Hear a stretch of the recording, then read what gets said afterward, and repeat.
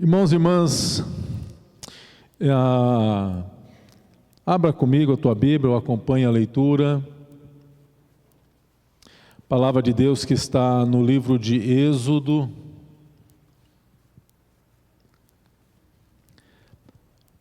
capítulo 4. Êxodo é o livro que mais relata milagres de todos os livros do Antigo Testamento. Não tem qualquer outro livro do Antigo Testamento que tem mais milagres relatados do que do livro de Êxodo. Nós temos o fenômeno da sarça ardente, nós temos a própria vida de Moisés, que foi um milagre, né? Nós temos o mar, as pragas no Egito, as curas depois no deserto, quando o povo era picado, tudo está ali no Êxodo. O maná que vinha do céu para alimentar o povo, a água que brotava da rocha, enfim, o livro de Êxodo, ele inicia com os israelitas sendo escravizados no Egito, e depois ele registra o chamado de Moisés, que é o que eu gostaria de falar hoje um pouco sobre o nosso chamado. Ele registra o chamado de Moisés e os acontecimentos, né, a libertação do povo, e Israel sendo desenvolvido como nação. E o texto da nossa meditação está no livro de Êxodo, capítulo 4, versos 1 e 2. Vamos acompanhar a leitura da palavra.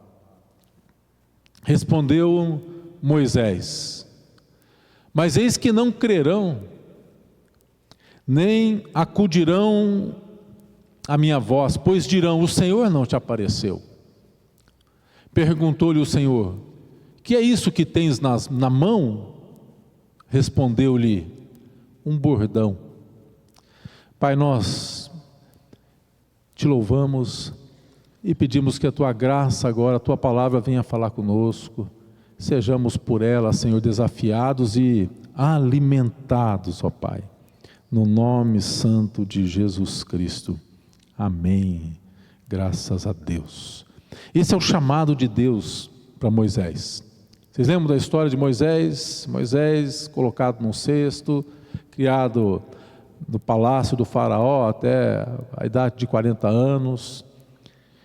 Ele mata um egípcio para defender um hebreu, o caso é descoberto.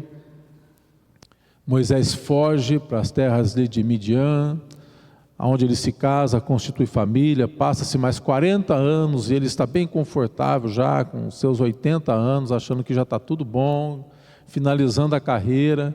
Então Deus aparece para Moisés e o chama para libertar o seu povo, para libertar os hebreus que estavam ali no Egito. Algo que chama a atenção, eu estava meditando nessa passagem durante essa semana, as desculpas que Moisés dá para Deus. Moisés tenta resistir o chamado de Deus, várias desculpas. Primeiro, ele diz que ele não é a pessoa certa, está registrado isso lá no Êxodo 3:11. Olha o que diz: então disse Moisés a Deus: quem sou eu? Quem sou eu para ir a Faraó e tirar do Egito os filhos de Israel? E Deus respondeu: eu serei contigo, e este será o sinal de que eu te enviei. Depois de haveres tirado o povo do Egito, servireis a Deus neste monte. Aí Moisés diz: mas eu não sei falar, eu não tenho habilidade com as palavras, eu sou pesado de boca. Olha o que está registrado em Êxodo capítulo 4, verso 10 a 12. Então disse Moisés ao Senhor: ah, Senhor, eu nunca fui eloquente, nem outrora, nem depois que falaste a teu servo, pois sou pesado de boca e pesado de língua. Olha o que responde o Senhor no verso 11: quem fez a boca do homem? Ou quem faz o mudo ou o surdo, ou o que vê ou o cego? Não sou eu, o Senhor? Verso 12: vai agora, eu serei com a tua boca, eu te ensinarei o que hás de falar. Mas Moisés insiste nas desculpas. Ele diz: eles não darão crédito à sua palavra, eles não vão acreditar em mim. É o que diz aqui no verso 1 do capítulo 4. Eles não vão acreditar. E o Senhor diz: eu serei contigo, eu serei com a tua boca, eu vou ensinar o que você deve falar. Então, para cada desculpa de Moisés, Deus deixa muito claro que é Ele quem vai fazer, que é Ele, o próprio Deus, que vai suprir e cuidar de cada dificuldade, de cada limitação de Moisés. E essa passagem, irmãos, e as desculpas de Moisés, o modo como Deus chama este homem, nos faz pensar na obra de Deus, na obra de Deus e no chamado de Deus para a igreja. E a igreja somos nós. Eu e vocês fazemos parte dessa igreja. Você não é igreja sozinho, eu não sou igreja sozinho, mas nós fazemos parte do corpo de Cristo, que é a igreja. E eu creio que Deus tem um chamado, por isso que eu parabenizei o Renato pela iniciativa desses irmãos. Deus tem um chamado para todos nós, e nós precisamos conhecer o chamado que Deus tem para as nossas vidas. Deus tem um chamado para você, e o que você tem feito com esse chamado? Será que também temos dado desculpas para Deus, dizendo que não temos competência, que não sabemos cantar, que não sabemos fazer, que nós não conseguimos, que não vão acreditar? Será que nós também estamos tentando resistir o chamado de Deus para as nossas vidas? Moisés diz aqui no verso 13, ele responde: Senhor, envia aquele que tu has de enviar, menos a mim. Veja, Moisés está fugindo do chamado. Deus está insistindo. E agora no verso seguinte a esse 13, no verso 14, olha o que acontece. Então se acendeu a ira do Senhor contra Moisés. Olha só, até aí Deus está chamando Moisés. Moisés resiste, então ele diz: não é Arão o levita teu irmão? Eu sei que ele fala fluentemente.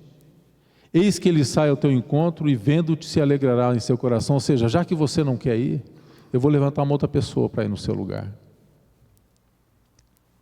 Então Deus quer realizar a obra dele, ele chama, e ele chama pessoas para ser instrumentos dele. E nós precisamos entender que ser chamado por Deus é um privilégio. É um privilégio. Mas quando a gente resiste o chamado, Deus levanta outras pessoas, porque a obra de Deus não vai parar. A obra de Deus não para. Ele tem uma obra e essa obra vai ser concluída. E a pergunta para a nossa reflexão é: será que eu tenho resistido a esse chamado? Deus tem me chamado e eu tenho resistido? Então, veja, não podemos esperar que a ira de Deus se acenda contra nós. Então, Deus, veja a pedagogia de Deus, né? Deus usa a pedagogia da pergunta. Deus pergunta: Moisés, o que é isso que você tem na mão? Você acha que Deus não sabia o que Moisés tinha na mão? Então Moisés responde assim: eu tenho um cajado, um bordão. E aquele cajado que Moisés tinha nas mãos se tornou um poderoso instrumento dos sinais de Deus para libertar aquele povo. Então, a pergunta de Deus a Moisés e a resposta de Moisés nos ensina pelo menos 4 lições para a nossa vida com Deus. Primeira lição que nós aprendemos é que Deus usa aquilo que temos. Deus usa o que temos. Você percebe? Deus não pediu algo diferente para Moisés, algo que Deus não pediu algo que Moisés não tinha. Em vez disso, Deus começa com algo que Moisés já tinha nas suas mãos, um simples cajado. Olha o poder de Deus. Então isso mostra que Deus quer usar algo que nós já temos. Ele quer usar algo que nós já temos, mesmo que isso pareça insignificante ou pequeno para a gente. Então tem gente que acha que Deus não sabe o que nós temos nas mãos. Mas Deus conhece. Aliás, muitas coisas que temos, foi Deus que permitiu que a gente tenha. Nós temos exemplo de pessoas que Deus usou aquilo que eles tinham nas mãos. Nós temos vários. Moisés tinha um cajado para libertar o povo. Davi tinha uma funda para derrotar um gigante, para derrotar um lutador, um herói de guerra. E Davi era um pastor de ovelhas, ele tinha uma funda. Olha onde está o poder de Deus. Sansão tinha uma queixada de jumento para destruir um exército inteiro de 1000 pessoas. Uma queixada. A viúva de Serepta tinha um punhado de farinha e um pouquinho de azeite. Um pouquinho de azeite numa botiva, um punhadinho de farinha para sustentar Eliseu, para sustentá-la e sustentar o seu filho num tempo de estiagem. E Deus usou aquilo que ela tinha. E você percebe, se a gente vai aprofundar um pouco, ela diz: eu vou fazer um bolo e vou morrer. E o profeta: não, faz primeiro para mim, usa o que você tem primeiro. O menino no deserto tinha 5 pães e 2 peixinhos para alimentar 5.000 pessoas. Veja, esses exemplos e tantos outros que nós encontramos na Bíblia mostram que Deus usa aquilo que nós temos. Que Deus usa aquilo que nós temos. Então o que há em comum em todos esses exemplos é o poder de Deus. É que Deus é que tem o poder, é Ele que faz. Em Mateus 19, 26, Jesus diz: aquilo que é impossível, tem coisas que são impossíveis aos homens, mas para Deus nada é impossível. Disse Jesus: isso é impossível aos homens, mas para Deus tudo é possível. E em Mateus 22, 29, Jesus diz: vocês erram não conhecendo as Escrituras, nem o poder de Deus. Veja, quando nós resistimos o chamado de Deus, porque nós achamos que o que temos na mão é muito pouco, é muito pequeno, não vai surtir efeito, nós estamos errando por não conhecer o poder de Deus e nem as Escrituras.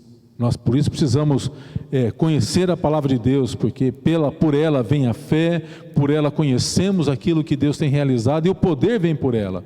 Então veja, Deus tem colocado coisas em nossas mãos e quer que as usemos na sua obra. Deus tem colocado coisas nas nossas mãos. Então uma coisa que nós aprendemos aqui é que as nossas mãos devem estar preparadas para o trabalho, para o serviço. Deus quer usar coisas comuns do nosso cotidiano para cumprir um propósito dele. O que é que você tem nas mãos que Deus pode usar? Deus quer usar os seus talentos, Deus quer usar a tua influência, Deus quer usar o teu conhecimento, a tua posição, Deus quer usar os teus recursos, o teu conhecimento, a tua fé, na obra dele. E quando nós olhamos o exemplo de todas essas pessoas que nós citamos aqui e muito mais, nós vamos ver que tudo aquilo que nós colocamos na mão do Senhor, além de Ele suprir e prover, o seu nome dele glorificado, o Senhor também edifica as nossas vidas. Então veja, Deus quer, o que você tem feito com aquilo que tem chegado às tuas mãos? Deus usa o que temos. Ele não pede para que a gente vá buscar algo que a gente não tem ainda.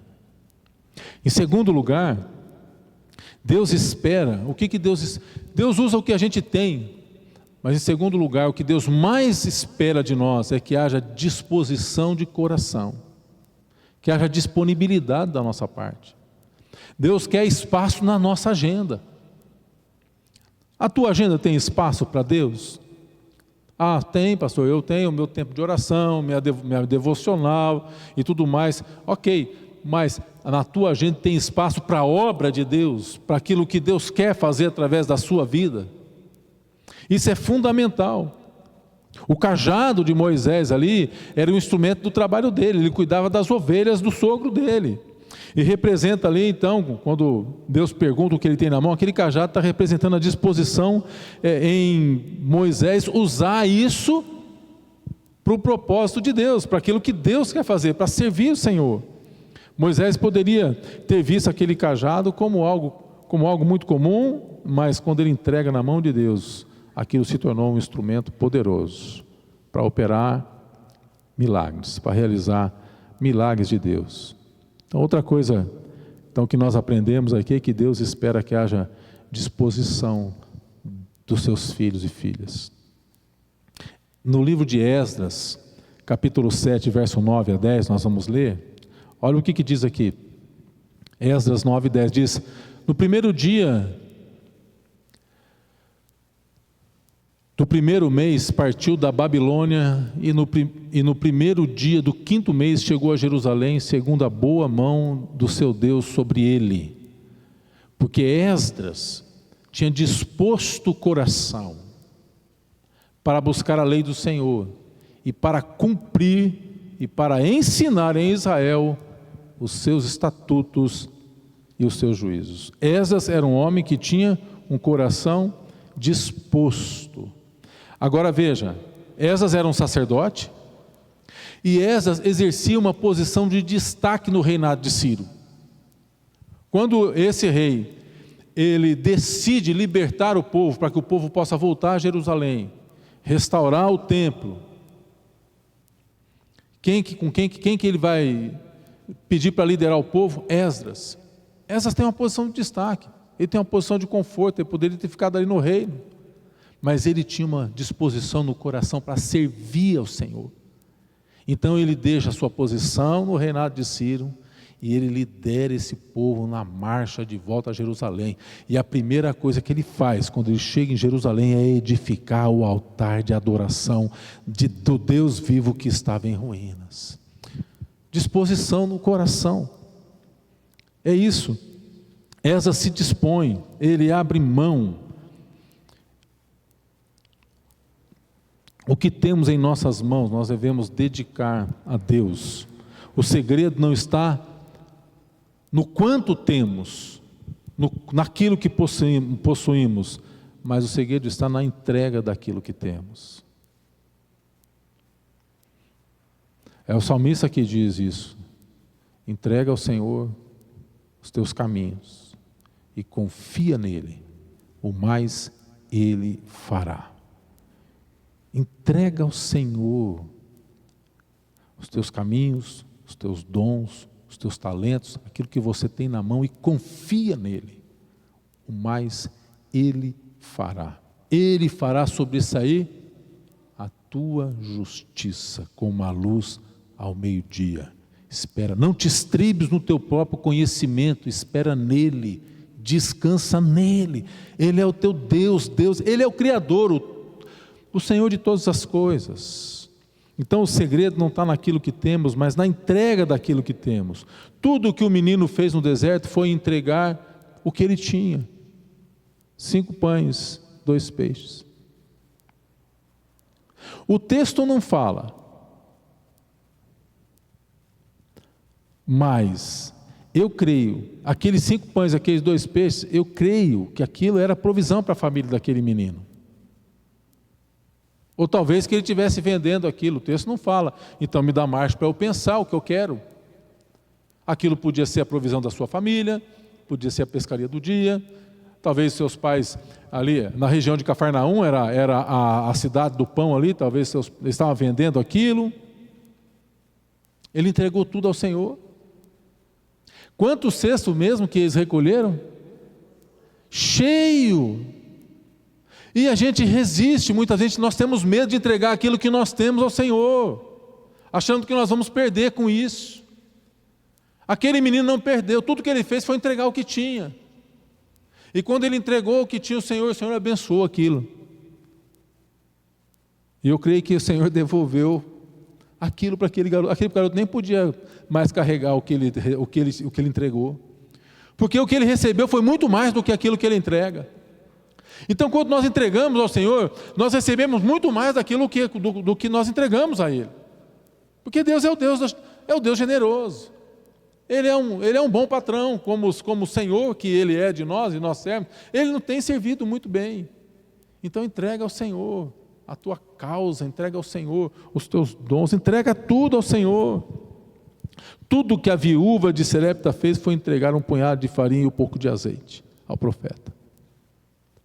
Mas você percebe, ela diz, eu vou fazer um bolo para mim e para o meu filho, comeremos e morreremos. Quer dizer que o que ela tinha era provisão para um dia, uma semana, um mês, mas aquele período de estiagem duraria alguns anos. E o que ela entregou e o que ela recebeu foi muito mais. Isso é um ato de fé. E a palavra de Deus diz que o povo de Deus caminha pela fé. E quando nós entregamos ao Senhor, quando existe disposição no nosso coração, e fazer com alegria, não é fazer por barganha, não é fazer para receber, não é isso não, Deus não se alegra com isso não, mas aquilo que está no coração disposto para fazer. E nós muitas vezes não temos sido mais prósperos, exatamente porque não temos deixado os nossos talentos, os nossos bens na mão do Senhor. Disposição, coração. Em primeiro lugar, veja, Deus quer usar algo que nós já temos. Toda pessoa tem alguma coisa. Talvez a gente, ou você e eu, pensamos que o que nós temos é pequeno ou pouco, não vai fazer diferença. Entrega ao Senhor. Segundo, disposição de coração. Experimentar o sobrenatural de Deus nas nossas vidas. Em terceiro lugar, a terceira lição que nós aprendemos aqui é, ainda que seja algo muito simples, aquilo que você tem na mão, isso pode ser transformado pelo poder de Deus. Aquela vara, aquele cajado de Moisés, quando Moisés jogou o cajado no chão, ele se transformou em uma cobra e Moisés fugia dela. Quando ele pega naquela vara novamente, ela se transforma novamente pega a cobra pela cauda, ela se transforma novamente num cajado. Isso simboliza que, sob a direção de Deus, aquilo que temos pode ser transformado em algo poderoso e sobrenatural na mão do Senhor. Não importa o que seja. Então, o que o Senhor requer de nós? Confiança, obediência, fé. O que o Senhor requer de mim e de você? Olha o que a palavra de Deus diz em Deuteronômio, capítulo 10, verso 12. Deuteronômio 10, 12. Agora, pois, ó Israel, que é que o Senhor requer de ti? Não é que temas o Senhor, teu Deus? Que andes em todos os seus caminhos e o ames e sirvas ao Senhor teu Deus de todo o teu coração e de toda a tua alma. É o que o Senhor requer de nós, é obediência. Afinal de contas, nós somos seu povo. Somos seu povo. Então veja, a interação entre Deus e Moisés demonstra a importância de confiarmos no Senhor. Confiar em Deus e obedecer a palavra dEle, a orientação dEle, a ordem dEle para as nossas vidas. E qual que é o desafio para a igreja? Obedecer às instruções do Senhor. Obedecer aquilo que o Senhor pede, mesmo quando nós não entendemos completamente os planos do Senhor. Mesmo quando a gente não consegue perceber o resultado. A palavra de Deus diz na primeira carta de Coríntios, capítulo 4, verso 2, o que Deus requer dos dispenseiros é que cada um deles seja encontrado fiel. É o que Deus pede de nós, não é muito o que Deus pede de nós, fidelidade, obediência. Obedece, filho, e deixa o restante comigo. Eu quero que você experimente o meu sobrenatural, a minha presença na tua vida. E Deus usa as coisas cotidianas, as coisas pequenas. Moisés teve que confiar que o que Deus pediu faria sentido no contexto maior do propósito de Deus em libertar aquele povo.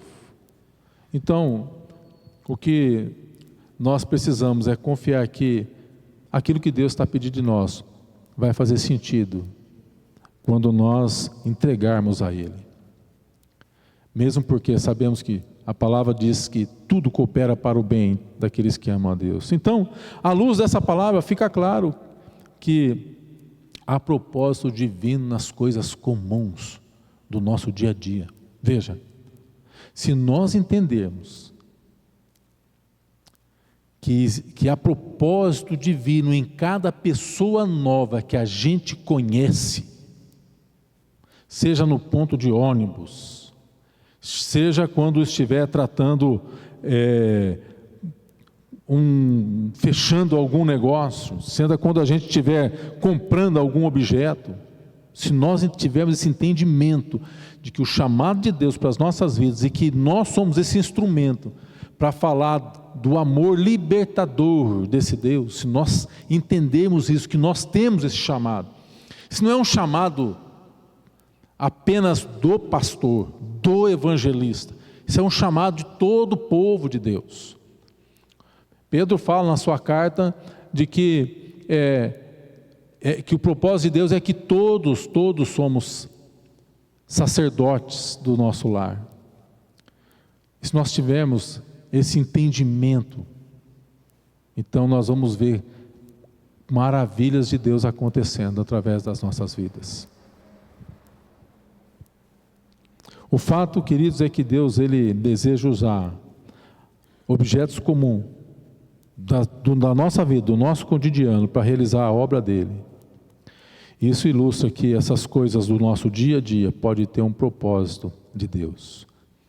Que Deus pode usar essas coisas simples para que o poder dele e seus planos extraordinários aconteçam e que nós possamos vislumbrar e testemunhar do agir desse Deus. Essa passagem é um lembrete de que devemos usar os talentos que temos e que devemos estar atentos e dispostos para usar aquilo que temos ao nosso alcance para servir o Senhor. E de nós confiar no Senhor, passo de fé, de que Deus vai fazer coisas incríveis, através de uma oração pequena, oração de fé. Muitas vezes você está lá no teu trabalho, ou está lá você foi jogar bola, ou foi conversar com algumas amigas, tomar um chá, e é bom que a gente tenha relacionamento fora da igreja, viu? Só não pode ser tua amizade dentro da igreja, senão a gente vai se tornar um sal dentro do saleiro, que não sai do saleiro e que não salga ninguém. Mas então quando você está tomando um chá com a tua amiga, ou lá no teu trabalho, ou foi praticar um esporte, uma atividade, e você naquela conversa cotidiana, está uma pessoa ali que está com um problema, está com uma dificuldade, está passando por uma luta.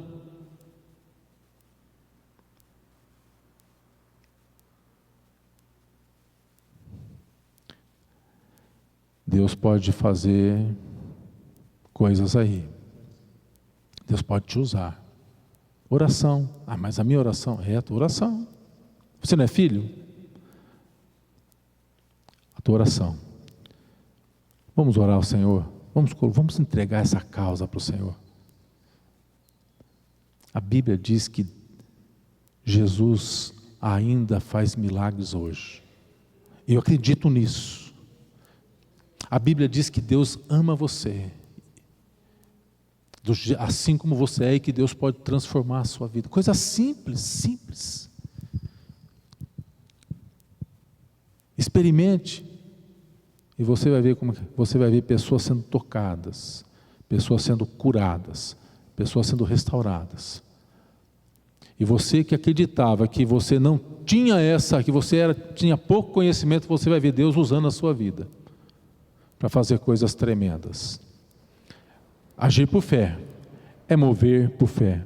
E a última lição, queridos, é que aquilo que temos em nossas mãos nós devemos dedicar a Deus,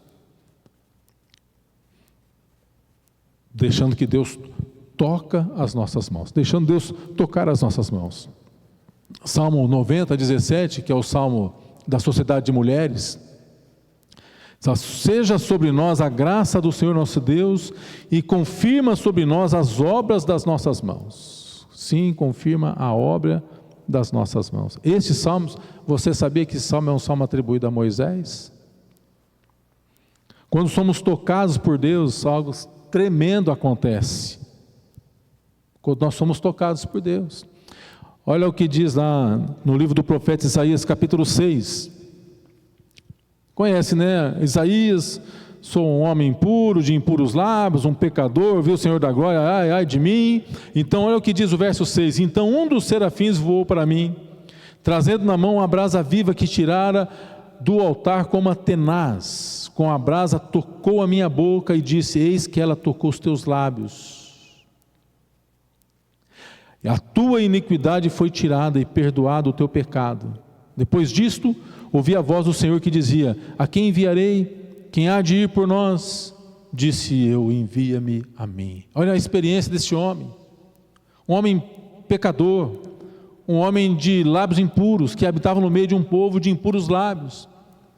Deus o chama: eu sou um pecador, os meus olhos viram o Senhor, o que será de mim? Então Deus tocou, perdoou, e depois do toque, o chamado. Deus nos toca, Deus nos chama, Deus cura, Deus perdoa, mas depois do toque, depois da cura, depois da salvação, depois do perdão, tem um chamado para as nossas vidas, porque Deus tem muita gente para alcançar, e tem gente que só você tem alcance. Aquelas pessoas que são teus vizinhos, que trabalham com você, que jogam bola com você, que faz parte do seu ciclo, da sua amizade, dos seus primos, pessoas que você tem alcance. Você recebeu um chamado, você foi tocado, você foi curado, você foi restaurado, e agora você recebe um chamado de Deus para ser testemunha do Deus vivo. Vamos deixar que Deus nos use. Salmo 24, verso 4 e 5 diz: o que é limpo de mãos, puro de coração, que não entrega a sua alma à falsidade, nem jura dolosamente, este obterá do Senhor a bênção e a justiça da sua salvação. Quem que é limpo e puro de coração, senão aquele que foi purificado pelo Senhor? Portanto, irmãos, o desafio é que Deus tem colocado coisas em nossas mãos e quer que nós as usemos. Duas coisas aprendemos aqui. Primeiro, Deus quer encher as nossas mãos com as suas bênçãos. E nós cantamos, né? As minhas mãos estão cheias das tuas bênçãos. Pode cantar, irmãos. Todo aquele que eu toco abençoado será, todo aquele que eu toco abençoado será. Minhas mãos estão cheias das tuas bênçãos. Deus quer encher as nossas mãos, não para que a gente fique só cheio das bênçãos, mas para tocar vidas, para fazer diferença na vida de pessoas. As nossas mãos, em primeiro lugar, Deus quer encher. Em segundo, elas precisam estar prontas para servir a Deus e ao próximo. Mateus 20, 27 e 28. E quem quiser ser o primeiro entre vós será o vosso servo, tal como o Filho do Homem, que não veio para ser servido, mas para servir e dar a sua vida em resgate de muitos. Quando dedicamos aquilo que temos e aquilo que somos ao Senhor, então Ele nos abençoa, nos capacita. O desafio é descobrir os nossos dons, porque nós temos habilidades naturais que recebemos de Deus e que devem ser tocados por Ele, para que seja instrumento na obra dEle. Quando nós experimentamos o toque de Deus, coisas maravilhosas acontecem. A água brota da rocha. Tem gente que fala que tira até leite da rocha. Eu creio que sai, né? Com Deus sai até leite da rocha. Deus tira a força da fraqueza. Deus capacita. Ele tira louvor de situações em que não tínhamos razão, assim como Paulo e Silas na prisão. E coisas tremendas aconteceram. O alicerce da prisão foi abalado. Quando tem o toque de Deus, tudo pode acontecer. Então, para refletir, queridos, no dia do nosso encontro com Deus, quando nossas obras serão julgadas, como é que nós compareceremos diante do Senhor? O que faremos com os talentos que temos? Todos recebem. Uns recebem 1, outros recebem 2, 3, outros recebem 5. Não podemos enterrar o talento. Que nós possamos, naquele dia, ouvir o Senhor dizer a nós, e eu quero encerrar essa breve meditação com a leitura de Mateus capítulo 25, a partir do verso 34. Então dirá o rei aos que estiverem à sua direita: vinde benditos de meu Pai, entrai na posse do reino que vos está preparado desde a fundação do mundo. Porque tive fome e me deste comer, tive sede e me deste beber, era forasteiro e hospedastes, estava nu, me vestistes, enfermo e me visitastes, preso e foste-me ver. Então que haja essa disposição no nosso coração, porque servir a Deus é recompensador. E a palavra do Senhor diz que sem fé é impossível agradá-lo. Precisamos crer que Ele é galardoador daqueles que o buscam. Que o Senhor abençoe suas mãos, que o Senhor abençoe nossas mãos, os nossos talentos, as nossas influências e aquelas coisas pequenas que temos, que nós coloquemos na mão do Deus Todo-Poderoso, para que possamos experimentar o seu mover e o extraordinário dele acontecer. Amém? Que Deus te abençoe e que o Senhor, que você se sinta desafiado nessa noite, ser tocado pelo Espírito do Senhor Jesus. Amém? Vamos orar ao Senhor. Deus e Pai, aquilo que temos e aquilo que somos, a influência que temos conquistado ao longo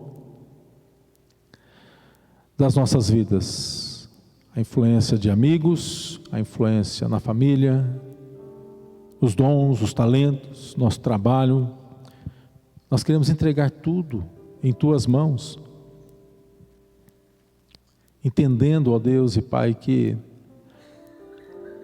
há um propósito maior nesses talentos, nessas amizades, na influência que temos tido.